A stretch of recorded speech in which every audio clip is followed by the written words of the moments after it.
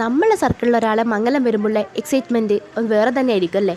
ആ എക്സൈറ്റ്മെൻറ്റാണ് നിങ്ങളെന്നെ കാണാൻ വേണ്ടി പോകുന്നത്. ഇതിപ്പോൾ നമ്മളെല്ലാവരും ഓക്ക് വേണ്ടി ഡ്രസ്സ് എടുക്കാൻ വേണ്ടി പോകുന്നതാണ്. പയ്യന്നൂർ മോളിൽ പോപ്പി ടെക്സിലേക്കാണ് നമ്മൾ പോയത്. നല്ല കളക്ഷൻസ് ആണ് കേട്ടോ. ഞാൻ അധികം അവിടെ നിന്ന് ഡ്രസ്സ് എടുക്കുന്നതാണ്. ഡ്രസ്സെല്ലാം എടുത്തതിന് ശേഷം നമ്മൾ നേരെ മെയിൻ കാര്യത്തിലേക്ക് കടന്നു. അതായത് ഫുഡടി. നല്ല ബിരിയാണി കഴിച്ചു. ശേഷം നമ്മൾ ഓക്ക് വേണ്ടി ഓർണമെൻറ്റ്സ് നോക്കാൻ വേണ്ടി പോയി. നല്ല കളക്ഷനാണ് കേട്ടോ. കുറേ കമ്മലും കുറേ എല്ലാ ഫാൻസി ഐറ്റംസ് എല്ലാം അവിടെയുണ്ട്.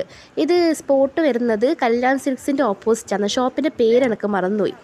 അത് കഴിഞ്ഞ് പിന്നെ കല്യാണപ്പെണ്ണിൻ്റെ കൂടെ ഡ്രസ്സ് എടുക്കാൻ വേണ്ടി പോയതാണ്. ഇതാണ് കല്യാണപ്പെണ്ണ്.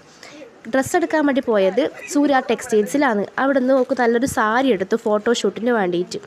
അങ്ങനെ സാരിയെല്ലാം സെലക്ട് ചെയ്ത് തിരിച്ചു പോയി. ആദ്യം നല്ല കളക്ഷനാണ് കേട്ടോ. അത്യാവശ്യം റേറ്റും കുറവാണ്.